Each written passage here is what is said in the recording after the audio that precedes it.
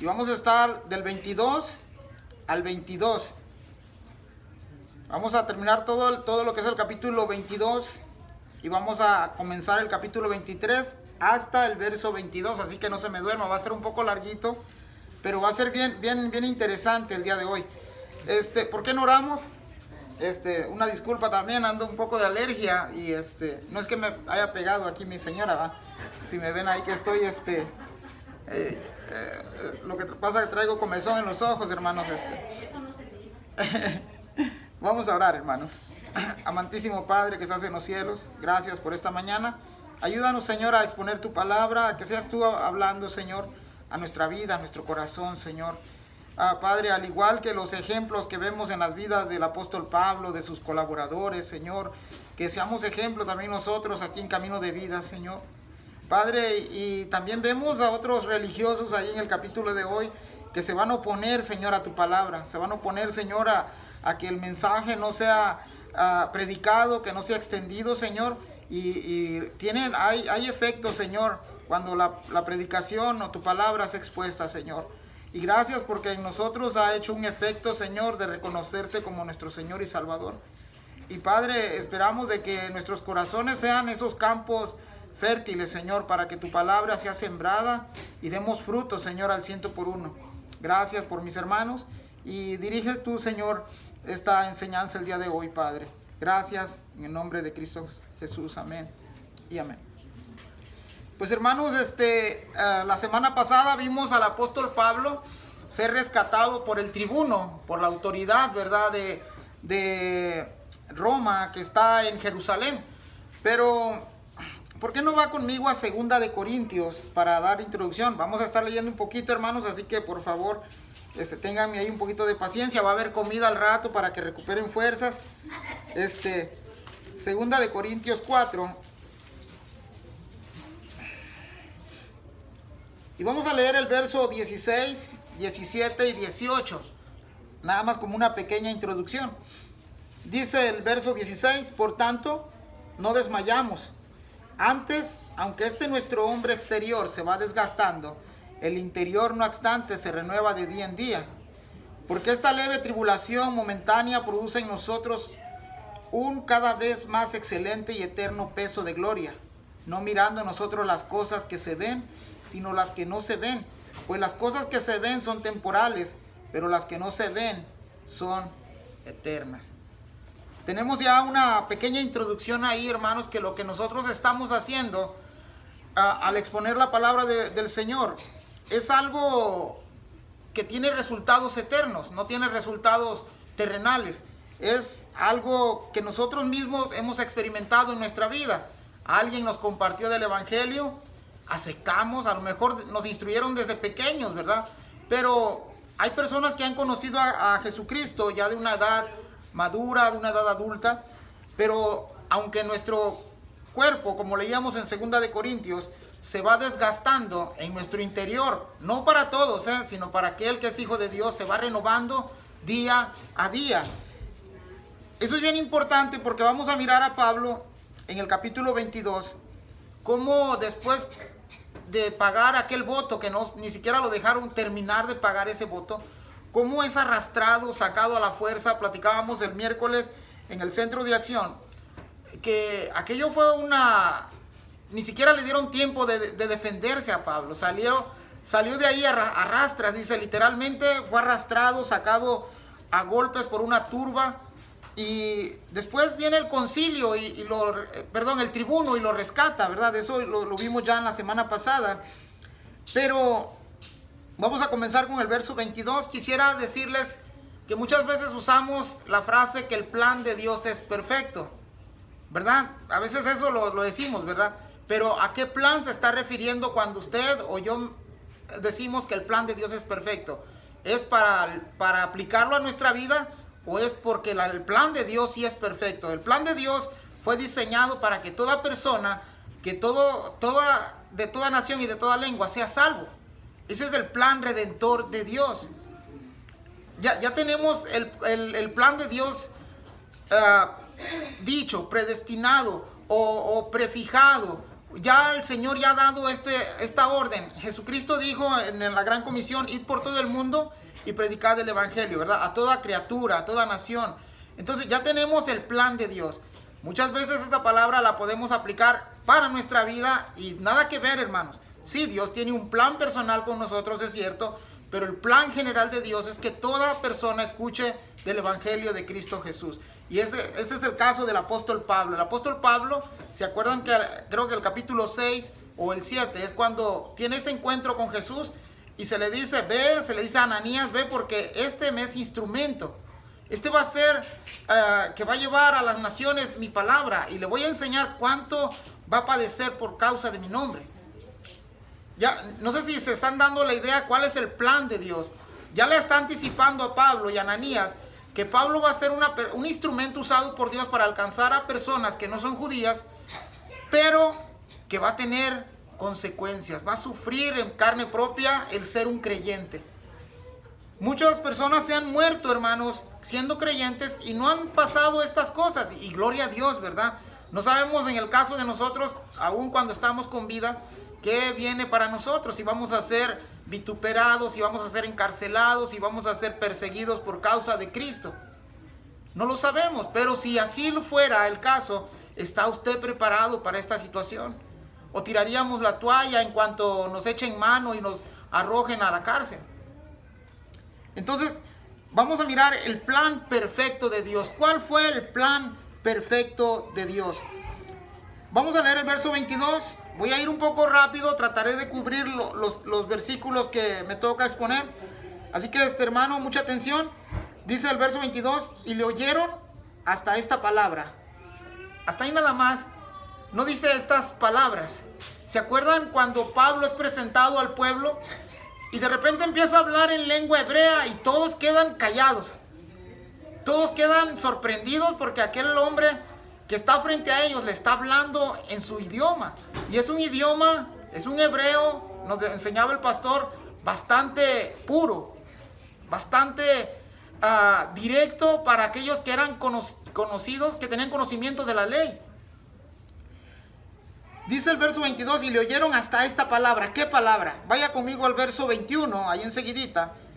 Ve, porque yo te enviaré lejos a los gentiles.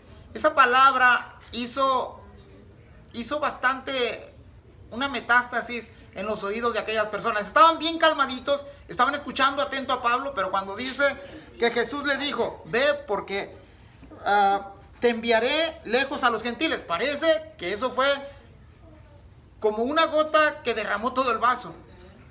Porque lo acaban de azotar, fue rescatado por el tribuno, pero a partir de aquí muestran una hostilidad contra esta palabra. Ahora, la palabra gentil, hermanos, la palabra gentil hemos ya estado aprendiendo durante mucho tiempo aquí en la iglesia. Simplemente es personas que no son judías. Dice el verso 22, entonces alzaron la voz diciendo, quita de la tierra a tal hombre porque no conviene que viva. ¿Se dan cuenta el odio de estas personas? ¿Se dan cuenta la religiosidad vana de estas personas? No había ningún problema si un gentil se hacía judaizante. Tenía que pasar por el ritualismo del judío y era aceptado, se les conocían como prosélitos. No había ningún problema. Pero en cuanto se trata de Jesús y de los gentiles que se conviertan al cristianismo, entonces viene el problema. De hecho, los primeros cristianos, seguidores de Jesús, fueron judíos. Entonces, había que cristianizarlos otra vez también. Conocían la ley, conocían los mandamientos, pero ahora tenían que conocer a aquel, como leímos en Romanos, que por medio de aquel Dios nos justifica, que era Jesús. El problema aquí con los judíos que están escuchando a Pablo es cuando se les menciona la palabra gentil. Jesús, en la conversación que tiene con Pablo en los versos 17 al 21, le dice, yo te voy a enviar a los gentiles. De hecho, el apóstol Pablo es conocido como el apóstol a los gentiles. Y no es que él estuviera diciendo que no iba a ir a los de su raza. Cuando leemos el libro de Hechos, vemos que lo primero que hace es ir con ellos a enseñarles a ellos. Muchos creen al evangelio de Pablo, al evangelio que testifica Pablo. Muchos encuentran a Jesús en el escrito del Antiguo Testamento. Pero cuando se trata de los gentiles, hermanos, los judíos que están escuchando a Pablo son bastantes exclusivos. Ellos no quieren que por ningún otro medio la gente conozca a Dios. ¿Se acuerdan que ellos fueron los que rechazan a Jesús, verdad?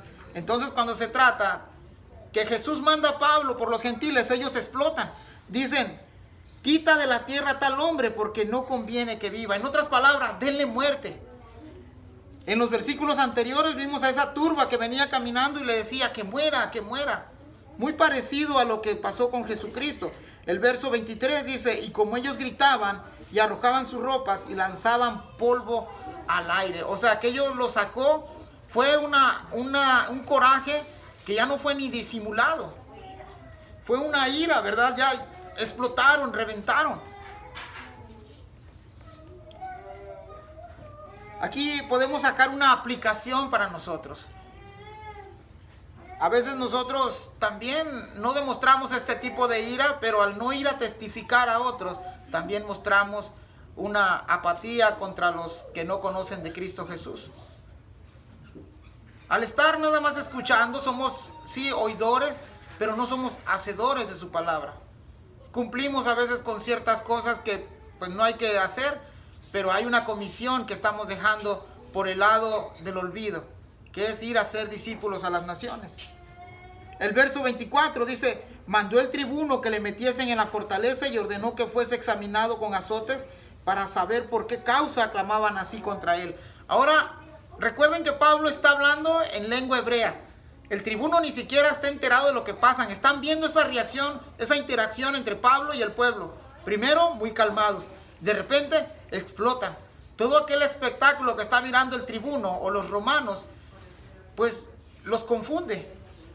Ahora, era una oportunidad para Pablo, porque Pablo no solamente está contando su testimonio, sino que está testificando de Cristo Jesús ahí.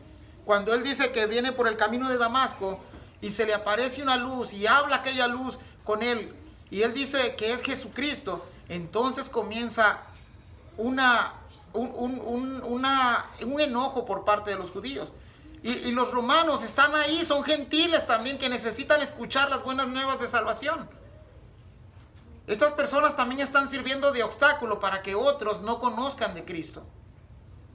Están cayendo en el error de no compartir. Ahora vaya conmigo ahí a Isaías 49, por favor. Isaías 49. Cuando lo tengas y lo tiene ahí, por favor, ayúdeme. 3. Y me dijo, mi siervo eres, oh Israel. Mi siervo eres, oh Israel. ¿A quién se está refiriendo ahí? ¿Al pueblo o a Isaías? Al pueblo, ¿verdad? Dice el verso 3, y me dijo, mi siervo eres, oh Israel, porque en ti me gloriaré. Pero mire que dice el 5. Ahora pues dice Jehová, el que me formó desde el vientre para ser su siervo, para hacer volver a él a Jacob y para congregarle a Israel, porque estimado seré en los ojos de Jehová y el Dios mío será mi fortaleza. Mire que dice el verso 6. Dice, poco es para mí que tú seas mi siervo, para levantar las tribus de Jacob y para que restaures el remanente de Israel. También te di por luz de las naciones, para que seas mi salvación hasta lo postrero de la tierra. Si estamos hablando del pueblo de Israel, hermanos, que Isaías está hablando al pueblo de Israel, ellos eran la luz para las naciones. Pero ¿qué hay de nosotros? ¿Estamos siendo luz para las naciones? ¿O nos estamos también aguardando el evangelio solamente para nosotros? El verso 24 que leímos del tribuno, ordenando que fuese examinado con azotes, vemos que ahora interviene otra vez nuevamente el tribuno. Es necesario que intervenga porque si no van a despedazar a Pablo. Y dentro de su jurisdicción romana, pues esto no lo podían permitir. Recuerden que estamos bajo, el pueblo de Jerusalén aquí de Israel está sometido ante el imperio romano. Ellos son la autoridad civil aquí, no pueden permitir esta atrocidad, pero por otra parte quieren cometer otra. ¿Ya lo notaron? Ordenó que fuese examinado con azotes. Este tipo de azotes que daba el Imperio Romano es muy distinto al que permitía la ley judía. En los azotes de la ley judía eran 40 menos 1. Y por clemencia no daban los 40, según ellos, ¿verdad? Pero el azote romano era distinto, eran flagelados, latigados. Y no paraban hasta que el acusado confesara su delito. O sea, podían estar horas torturando a esta persona. Era una tortura, hermanos, que muchos terminaban inválidos o terminaban muertos. Y eso lo vimos ese castigo lo vimos empleado en la persona de nuestro Señor Jesús. Sí, fueron los romanos, pero también porque los judíos lo entregaron. Pero todo eso, dijo Jesús, era conforme al plan de Dios. El verso 25. Pero cuando le ataron con correas, Pablo dijo al centurión que estaba presente: ¿os es lícito azotar a un ciudadano romano sin haber sido condenado? Estas preguntas, hermanos, son bastante importantes. Porque sabía sus derechos. No solamente conocía la ley de Dios, sino que también conocía sus derechos. Por ahí, hermanos, podemos notar una falta contra Pablo. Primeramente lo han metido amarrado, le han ordenado que lo azoten. Y la pregunta de Pablo: ¿os es lícito azotar a un ciudadano romano? No es que la ley no permitiera estos azotes, sí lo permitía, pero no contra un ciudadano romano. Mientras fuera de otro país, estaba bien esos azotes, pero si era un ciudadano romano, se tenía que restringir hasta después de no haber sido acusado y hallado culpable. Dice el verso 26, cuando el centurión oyó esto, fue y dio aviso al tribuno, diciendo: ¿qué vas a hacer? Porque este hombre es ciudadano romano. No sabemos y no se nos dice cómo adquirió el apóstol Pablo su ciudadanía. Y en estos tiempos se adquiría por soborno o por gratificación. No, nada que ver, ¿verdad? Como hoy, ¿o sí? Sí, también se emplea aquí en Estados Unidos igual. Por gratificación, porque a lo mejor había sus antepasados, sus abuelos o su padre había hecho algún bien al gobierno romano, al imperio romano. Y es de esa manera que el apóstol Pablo pudo haber adquirido su ciudadanía romana. El centurión va a venir aquí a interrogar, el del tribuno viene a interrogar al apóstol Pablo. 27, vino el tribuno y le dijo: dime, ¿eres tú ciudadano romano? Y esta es como una pregunta irónica. Y le voy a decir por qué. Pues si es un ciudadano romano, ¿por qué estás en esa condición en la que te tienen los judíos? Y enseguida viene el comentario del tribuno y le dice: respondió el tribuno: yo con una gran suma adquirí esta ciudadanía. ¿Sí notan ahí que también se podía adquirir la ciudadanía por soborno? Con gran suma. Y no me digas que tú eres un ciudadano romano y estás en esa condición atado y ya te abofetearon, ya te arrastraron. Y el apóstol Pablo dice: pero yo lo soy de nacimiento. Hay un filósofo que se llama Epicteto. Epicteto da testimonio de que nadie en el imperio romano podía falsificar o mentir sobre la ciudadanía romana. Esto era pagado con la muerte. Mentir de que era ciudadano romano y al final no encontrarse que lo era causa de muerte. Entonces, para Pablo decir yo lo soy de nacimiento es algo bien, es una confesión bastante directa, decirle yo lo soy de nacimiento, yo no la compré como tú. O en otras palabras también le puedo haber dicho: yo no soy un corrupto como tú, yo soy de nacimiento. 29, así que luego se apartaron de él los que iban a dar tormento, y aún el tribuno, al saber que era ciudadano romano, también tuvo temor por haberle atado. Entonces no se consideraba aún un culpable ahí el apóstol Pablo. De hecho, las acusaciones en contra de él no tenían nada que ver para que fuera llevado ante el tribuno o ante el concilio. Verso 30, al día siguiente, queriendo saber de cierto la causa por la cual le acusaban los judíos, le soltó de las cadenas y mandó venir a los principales sacerdotes y a todo el concilio, y sacando a Pablo le presentó ante ellos. Yo creo que esta situación del apóstol Pablo, llevado ante el tribuno y ante el concilio, era muy importante. Tenía una segunda oportunidad de compartir el evangelio de Cristo. En la primera, cuando él comenzó a exponer ahí su defensa y les testificó acerca de cómo conoció a Cristo Jesús, su encuentro de Cristo Jesús, cuando él dijo la palabra gentil, explotaron, ya no aguantaron, estaban bien tranquilos, y de repente él dice que va a ser enviado lejos a los gentiles, y todos comienzan a quererlo otra vez acusar y a maltratarlo hasta desearle la muerte. En el verso 30 parece que el tribuno también tiene interés de saber cuál es la causa por la cual Pablo ha sido llevado ante él. En el verso 30 miramos que han hecho venir a los principales sacerdotes. Aquí entra el Sanedrín. El Sanedrín es lo que a lo mejor muchos conocen como la Corte Suprema. Si había algo que el Imperio Romano permitía, era de que ellos se siguieran gobernando siempre y cuando cumplieran con los tributos a Roma. Por eso es que muchas veces encontramos en los imperios que hemos visto a través de la Biblia, vemos que muchos imperios pasados no solamente les impedían tener su religión, sino que también les impedían a veces hasta la lengua, se las cambiaban.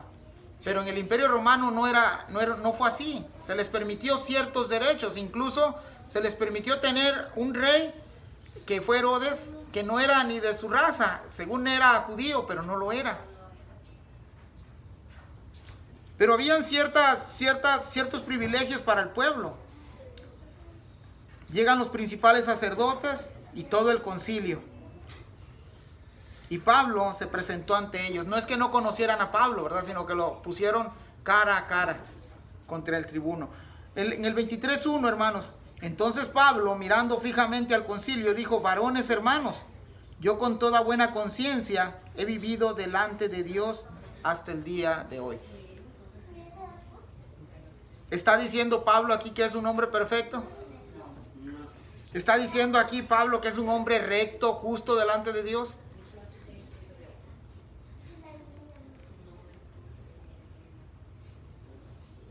Porque esta presentación de parte de Pablo al concilio le va a traer que le peguen un golpe, una bofetada. Lo que Pablo está diciendo es de que antes, así como los judíos que lo han acusado, también él entendió mal cómo alcanzar a las naciones. Él pensaba que con ir a arrestarlos y arrastrarlos y apresarlos estaba cumpliendo la voluntad de Dios. Y cuando él les comienza a contar su testimonio, también él ha cambiado su manera de pensar. La palabra conciencia ahí que encontramos ahí es algo que abarca entre lo moral y entre lo espiritual, y cuando se unen esas dos cosas, da como resultado una buena conciencia. A veces Dios ha puesto en cada uno de nosotros una conciencia, y es la que nos acusa o nos juzga. Muchos de nosotros hemos ya cauterizado la conciencia, a veces ya no nos hace nada efecto ni lo bueno ni lo malo. Pero a los que tenemos el Espíritu Santo de Dios, Dios ha puesto no solamente una conciencia para razonar y pensar, sino que también ha puesto en nosotros su Espíritu Santo. Y la Biblia dice que los que somos de Dios somos guiados por el Espíritu Santo y somos guiados a toda verdad y a toda justicia. Entonces aquí el apóstol Pablo le está diciendo: ¿sabes qué? Yo vivía como ustedes, yo era como ustedes, así pensaba como ustedes piensan. Pero ahora, delante de Dios, con toda buena conciencia, he vivido delante de Dios. He hecho lo que se le ha pedido al pueblo desde hace años. He ido a las naciones, he sido luz a las naciones, a los gentiles. Ahora recordemos que este tiempo del apóstol Pablo, cuando es presentado ante el tribuno, por lo menos ya tenemos unos 20 años. De que Jesús se le aparece en el camino a Damasco, a este episodio, cuando es presentado ante los principales y los ancianos, ha ocurrido un tiempo ya de por lo menos 20 años. No ha sido inmediato. En el verso 18 del 22, él cuando conoce de Cristo Jesús, él quiere ir a testificar a Jerusalén y el mismo Jesús le dice, ¿sabes qué? No van a recibir tu mensaje. No es el tiempo todavía. 20 años aproximadamente después es cuando Pablo está testificando a los de su propia raza, a los líderes.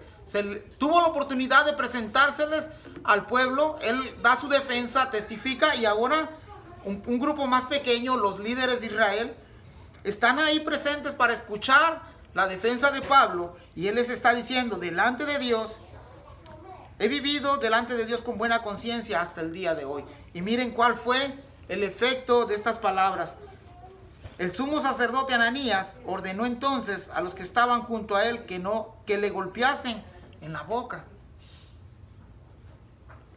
Hay dos cosas que pudo haber pasado aquí. Se sintió ofendido el sumo sacerdote, el que debería de tener una buena conciencia delante del Señor. O simplemente esas palabras de Pablo fueron como un dardo a su corazón. Porque si había uno que debería de tener una buena conciencia delante de Dios, era el sumo sacerdote. Sin embargo, el sumo sacerdote reacciona de una manera negativa y ordena a que le golpeen en la boca al apóstol Pablo. ¿Sí recuerdan a quién más le sucedió lo mismo? A Jesús, ¿verdad? A Jesús le ocurrió exactamente lo mismo. Cuando acaba de hablar se le ordenan que lo golpeen. El verso 3. Entonces Pablo le dijo, Dios te golpeará a ti, pared blanqueada. ¿Estás tú sentado para juzgarme conforme a la ley y quebrantando la ley me mandas golpear? Aprendíamos el miércoles pasado que en los escritos originales no hay signos, no hay puntos, no hay números. Pero de acuerdo al contexto que se está tomando en cuenta, parece que esta es una pregunta bastante lógica. Oye, tú estás ahí para representar la ley de Dios y ahora me mandas a golpear, estás quebrantando la ley. La ley de Dios decía que una persona no debería de ser golpeada a menos que fuera culpable. Y hasta ese momento Pablo no ha sido culpable de nada.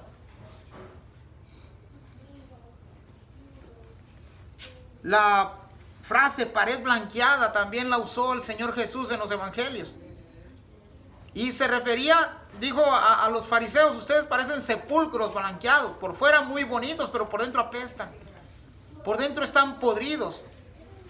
Y esta era una expresión también bastante como dando al sumo sacerdote, diciéndole, ¿sabes qué? El lugar que tú ocupas no lo deberías de tener tú. Te has portado como un pecador más. El verso 3. ¿Estás tú sentado para juzgarme conforme a la ley? Ellos tenían una ley, no era por la ley romana. Recuerden que el tribuno lo ha puesto ahí para ser juzgado por los mismos príncipes y gobernantes de su pueblo. Pero en el verso 1, mire cómo comienza Pablo su defensa ante el Sanedrín. Varones hermanos. Él aún los ha considerado sus hermanos. Y cuando hemos visto la carta a los romanos, hermanos, el apóstol Pablo da toda su vida, si es posible, para que sus hermanos acepten el evangelio de Cristo Jesús. Él aquí pudo haberse referido como ustedes líderes de Israel, pero no, él dice varones hermanos.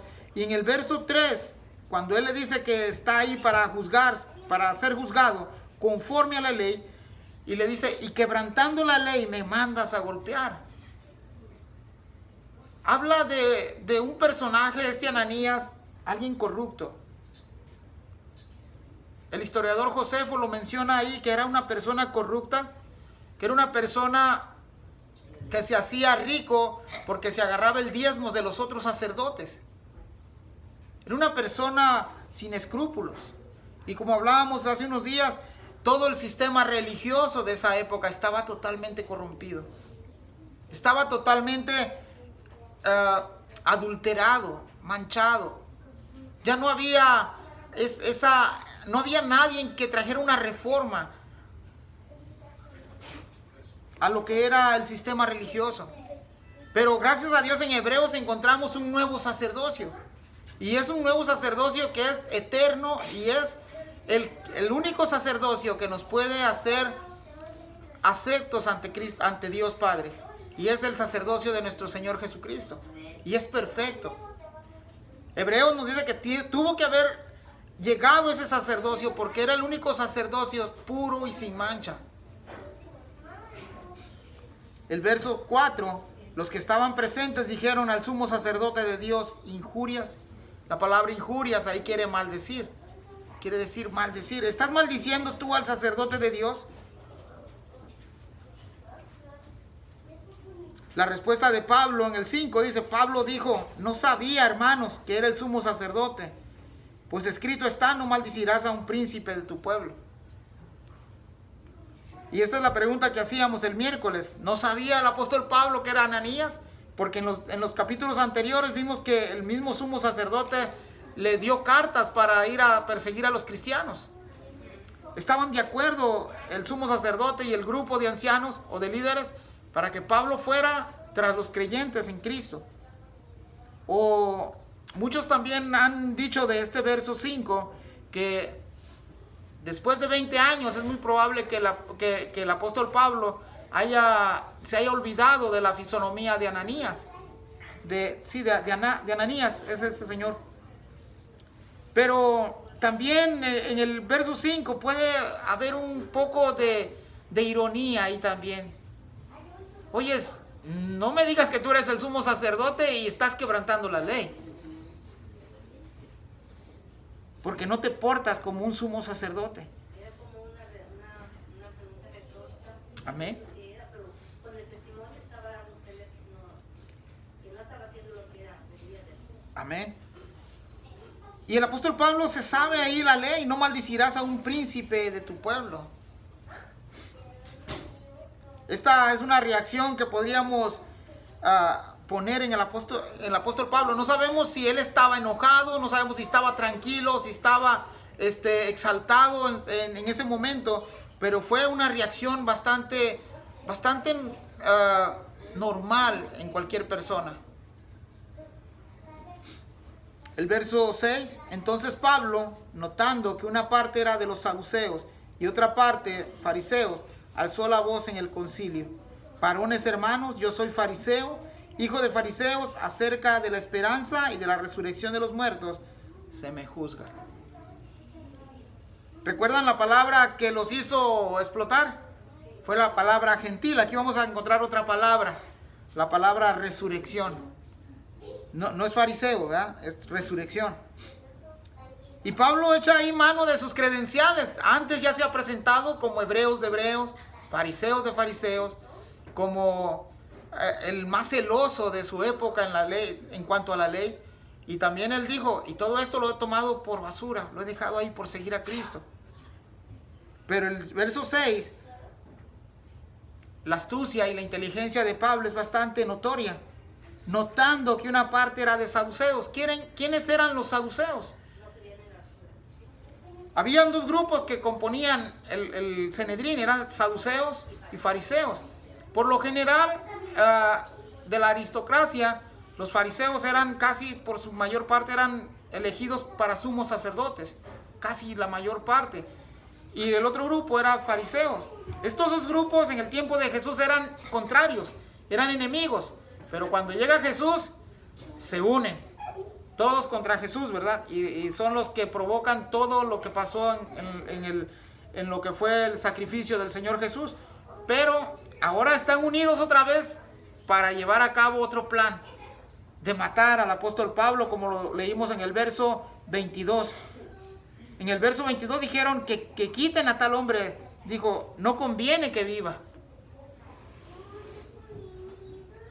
Pero en el verso 6, él da una palabra clave acerca de la esperanza y de la resurrección de los muertos. Los saduceos no creían en la resurrección, tampoco creían en los ángeles y en los espíritus. Y los fariseos, al contrario, creían en la resurrección, creían en la vida eterna, creían que hay vida después de la muerte. Eso hizo que entre ellos mismos hubiera un choque ahí teológico, y se pusieran ahí a discutir. Dice el verso 7, cuando dijo esto, se produjo disensión entre fariseos y los saduceos, y la asamblea se dividió.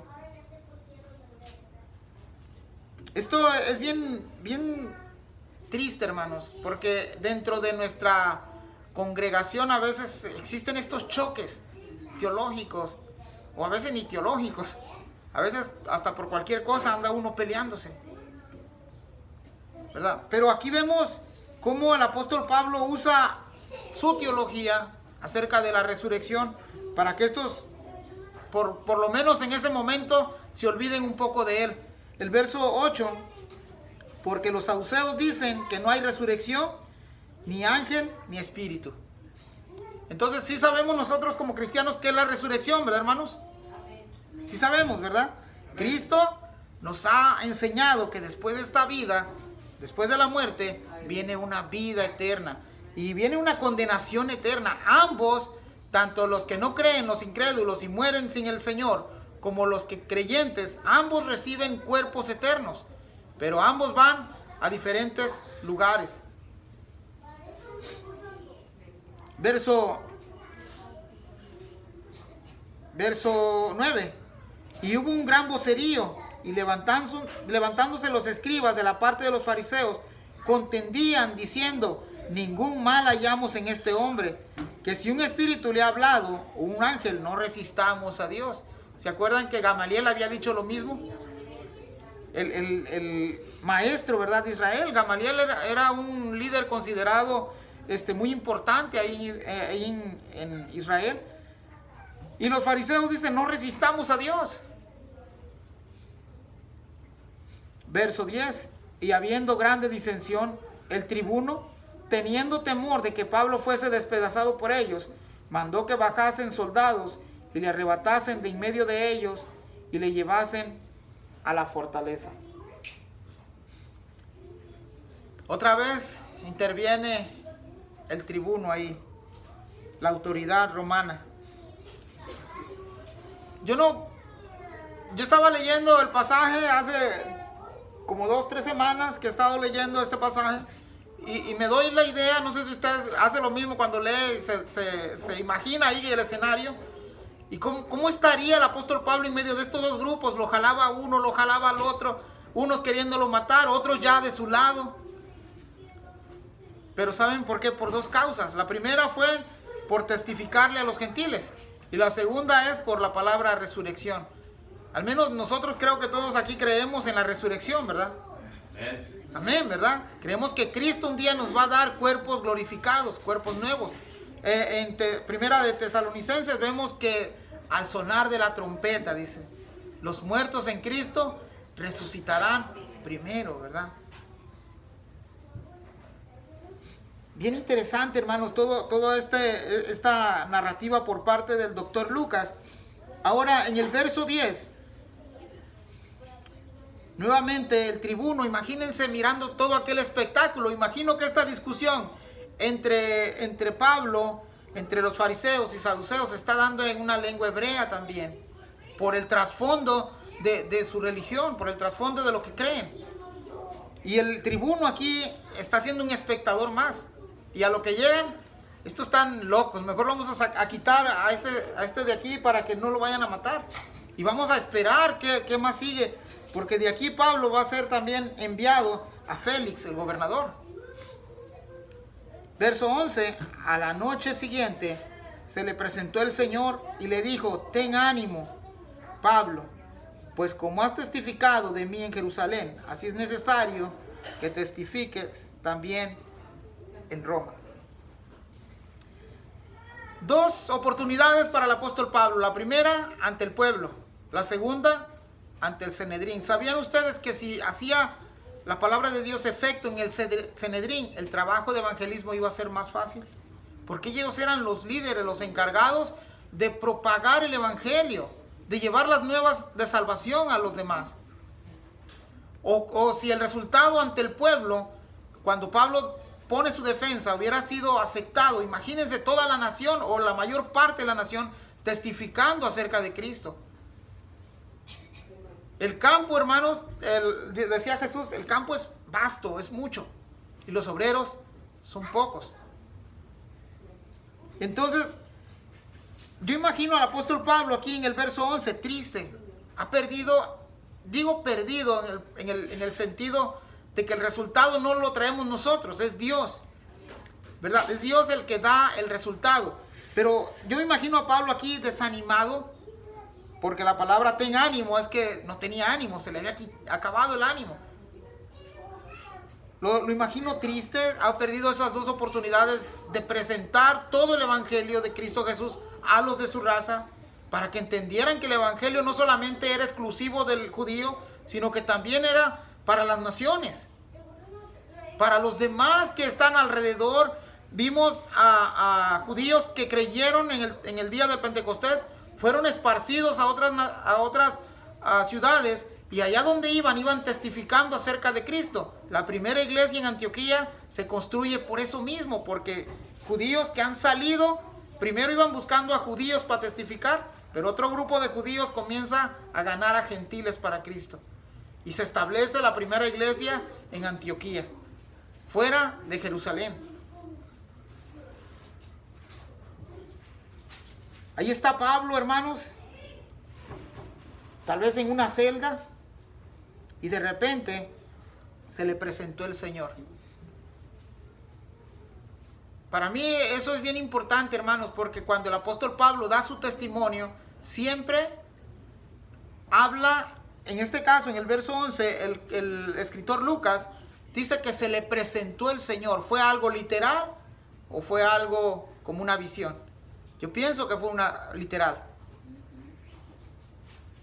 Y el Señor, hermanos, para nosotros, su iglesia, los que hemos ya sido salvos, ya de este lado, ya del Nuevo Testamento, los que hemos creído, dice la palabra del Señor que Jesús está todos los días con nosotros.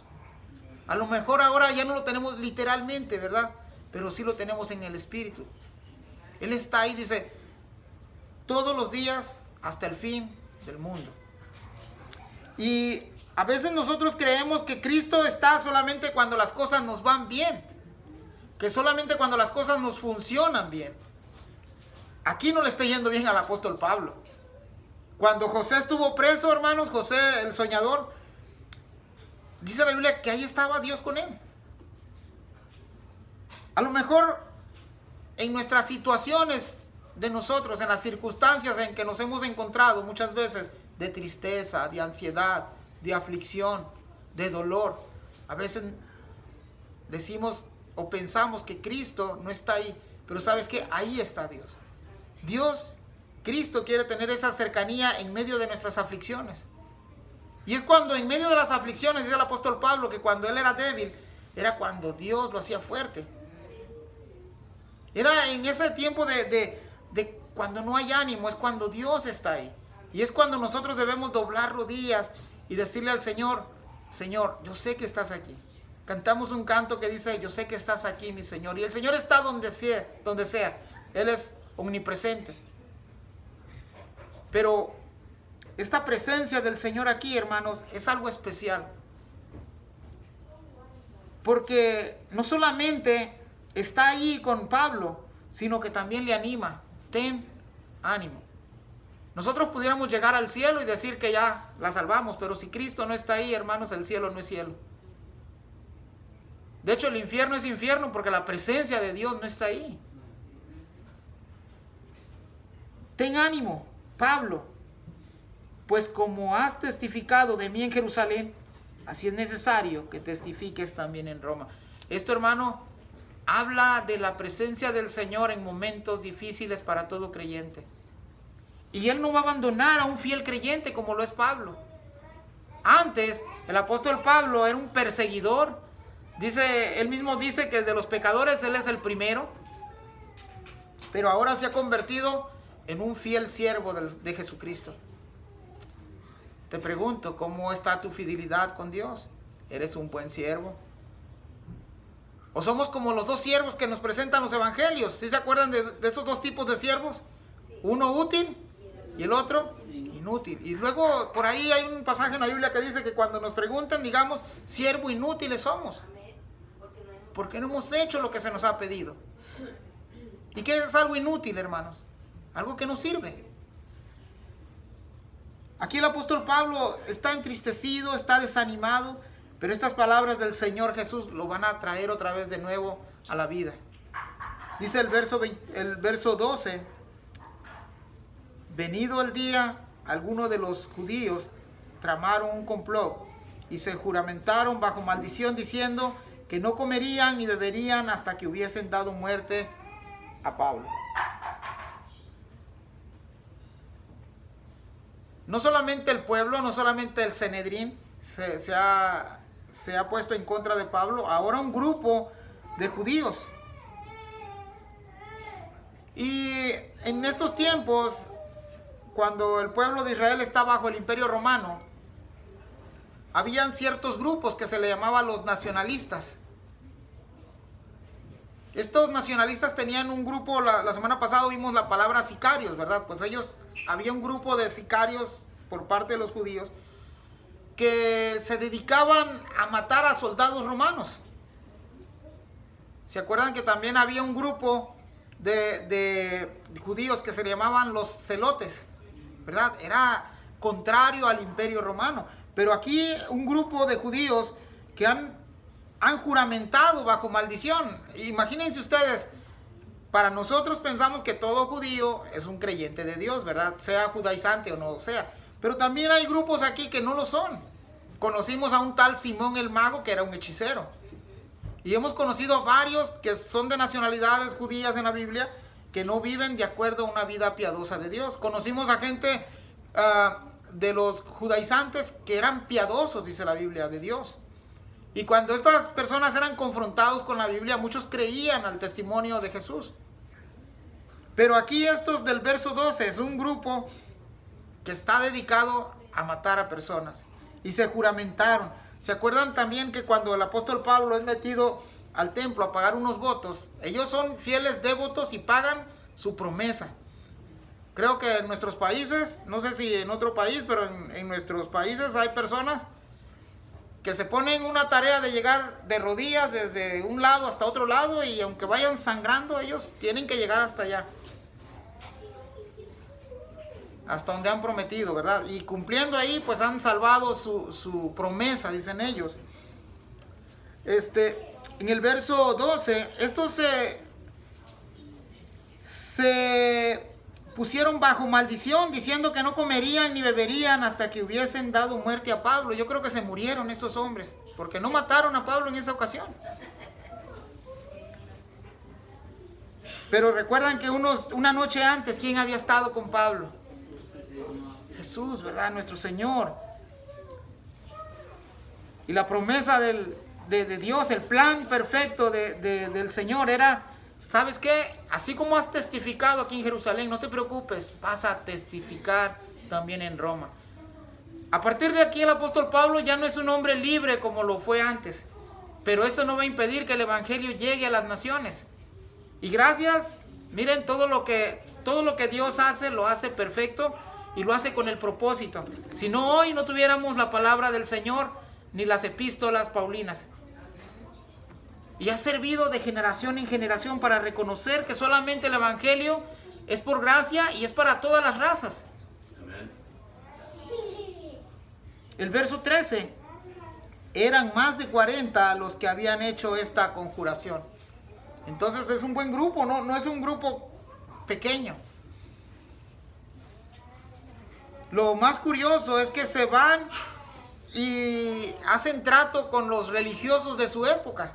Aquellos que no deberían de matar porque la ley dice no matarás, ahora van a pecar. Dice el verso 14, los cuales fueron a los principales sacerdotes y a los ancianos y dijeron, nosotros nos hemos juramentado bajo maldición a no guardar nada hasta que hayamos dado muerte a Pablo. Para ustedes, ¿cuál sería una respuesta natural de los sacerdotes y los ancianos de Israel? ¿Sí o no? Era decir, ¿saben que lo que van a hacer no nos compete a nosotros? Si ustedes lo quieren hacer, hay ustedes, pero nosotros no podemos hacerlo. Porque en nuestra ley existe un mandamiento que dice no matarás, pero más sin embargo ellos estaban confabulados también con estos asesinos.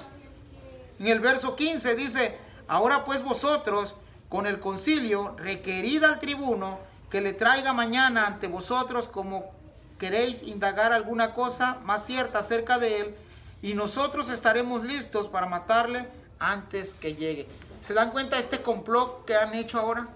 Ya no son 40, más de 40 los asesinos, también se han sumado a ellos los del concilio, y ahora no solamente van a asesinar, sino que van a mentir también al tribuno. Parece que también ocurrió con el Señor Jesús, ¿verdad? El verso 16. Mas el hijo de la hermana de Pablo, oyendo hablar de la celada, fue y entró en la fortaleza y dio aviso a Pablo. Y para mí esto fue bastante curioso. No se nos había mencionado familiares del apóstol Pablo, pero ahora aparece un sobrino. Y no es casualidad, Dios ahí lo tiene preparado para esta situación. Y el escritor Lucas es bastante interesante cómo lo incluye en su narrativa. No se nos da el nombre del muchacho, ni se nos da el nombre de la hermana, pero sí se nos dice que era un sobrino del apóstol Pablo. 17. Pablo, llamando a uno de los centuriones, dijo, lleva a este joven ante el tribuno porque tiene cierto aviso que darle. Dios, o Jesucristo, en el verso 11 le ha dicho que así como ha testificado en Jerusalén, también lo llevará a Roma. Se le ha considerado como el cuarto viaje misionero, que ahora irá en una calidad de detenido, pero eso no iba a impedir que el evangelio siga fluyendo y corriendo a lo largo de las naciones alrededor de Jerusalén. La palabra centurión ahí que encontramos es un jefe de 100 personas, de 100 soldados. El 18, él entonces tomándole le llevó al tribuno y dijo, el preso Pablo me llamó y me rogó que trajese ante ti a este joven que tiene algo que hablarte. Verso 19, el tribuno tomándole de la mano y retirándose aparte le preguntó, ¿qué es lo que tienes que decirme? Verso 20, él le dijo, los judíos han convenido en rogarte que mañana lleves a Pablo ante el concilio, como que van a inquirir alguna cosa más cierta acerca de él. Esto era una trampa para el apóstol Pablo, ¿verdad? Una trampa para poderlo matar, para deshacerse del apóstol. Pero ¿cuál ha sido, se han dado cuenta cuál ha sido el por qué quieren matarlo? Yo puedo resumir que ha sido por propagar el evangelio de Cristo Jesús. Porque al inicio del libro de Hechos vimos a personas, líderes de la iglesia, no de la iglesia, líderes de los principales sacerdotes, es decir, a Juan y a Pedro, después de haberle azotado, les dijo, les prohibimos que hablen en ese nombre, que no enseñen más de ese nombre. Y ese nombre es el nombre de Jesús. Les prohibimos que ya no hablen más. Y Juan y Pedro dicen ahí, ahora digan ustedes qué es más, qué es lo correcto, obedecer a los hombres o obedecer a Dios. Y ellos siguieron anunciando el nombre de nuestro Señor Jesús. Y el apóstol Pablo aquí en el verso 20, las personas han tratado ya de, no la primera vez, vimos que en Listra fue arrastrado, vimos que en Filipos fue arrestado, vimos ahora que aquí en Jerusalén, en su propia tierra, ha recibido maltrato de su gente y lo han querido ahora matar. En el verso 21 dice, pero tú no les creas, porque más de 40 hombres de ellos le acechan, los cuales se han juramentado bajo maldición a no comer ni beber hasta que le hayan dado muerte, y ahora están listos esperando tu promesa. ¿Se acuerdan en el verso 22 que decían, quita de la tierra a tal hombre porque no conviene que viva? De una u otra manera ellos quieren deshacerse de Pablo. Pero voy a contrastar el verso 22 con nuestra vida. El verso 21, perdón. Ellos se han juramentado bajo maldición a no comer ni beber. Pero ¿cuántas veces nosotros hemos hecho promesas al Señor y no las cumplimos? Y cuando digo promesas, hermanos, una de ellas, una de tantas que hemos hecho ante nuestro Señor. No sé si usted lo ha hecho. Yo lo he hecho y no lo he cumplido. Pero a veces decimos, Señor, de aquí para adelante te voy a ser fiel hasta la muerte. Y apenas vamos saliendo ahí de la puerta y ya rompimos la primera. Pero ¿saben qué? Gracias a Dios que hay perdón en Cristo Jesús. Y su amor es inagotable. Cantábamos hace rato que el poder de la cruz, la obra que el Señor hizo en la cruz, nos justifica. Nos hace justos delante del Señor. No porque lo seamos, porque nos hayamos ganado esa justicia, sino porque la misericordia de Dios se ha derramado en la persona de Cristo Jesús. Y Cristo Jesús es el medio por el cual nosotros somos justificados. Ahora, hay una fe, hermanos, hay una fe que es la fe salvadora y tampoco depende de nosotros. Porque por gracia sois salvos. Y esto no de vosotros, sino es un don de Dios. Es un regalo que el Señor ofrece, hermanos. Esta salvación es algo que el Señor ha provisto para toda humanidad, para toda lengua, para toda raza. Y aún más importante, hermanos, si nosotros ya conocemos de esta fe, si nosotros ya conocemos de este Cristo Jesús que tiene el poder de salvar vidas y rescatarlas de un lugar de terror, del infierno, tenemos la responsabilidad de compartir con los demás. Y no importa que nuestra vida física esté en peligro. Nuestra recompensa es grande en los cielos. Nuestra recompensa es eterna. Y a veces cuando nosotros se nos olvida de estas cosas, también estamos siendo faltos ante nuestro Dios. Termino con el verso 22. Entonces el tribuno despidió al joven, mandándole que a nadie dijese que le había dado aviso de esto. Me voy a ir a una cita, hermanos. Quiero que vaya conmigo ahí, por favor. Hechos 22:30.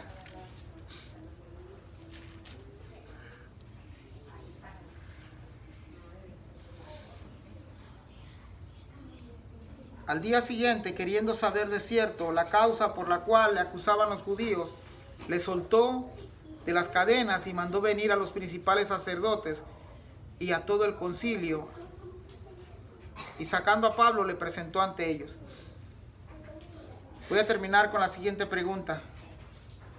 ¿Cuál es nuestra causa por la que nosotros debemos de seguir adelante? Yo espero que nuestra causa no sea envidia, rencor, no sea buscar la fama o buscar un prestigio dentro de la iglesia. Yo espero que nuestra causa sea Cristo Jesús.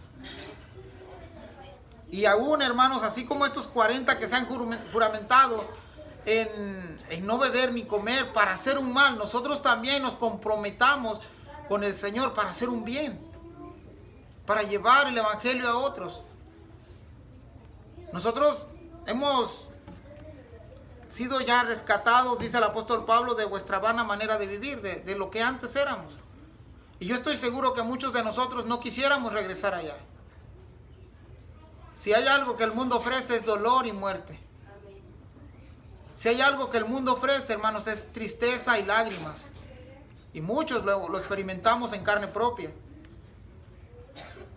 Pero si hay algo que Cristo ofrece, es paz para con Dios. Si hay algo que Cristo ofrece, es vida eterna. Si hay algo que Cristo ofrece, hermanos, es que por medio de su sangre, toda persona, de toda lengua, de toda raza, de toda nación puede ser justificado. Vamos a orar.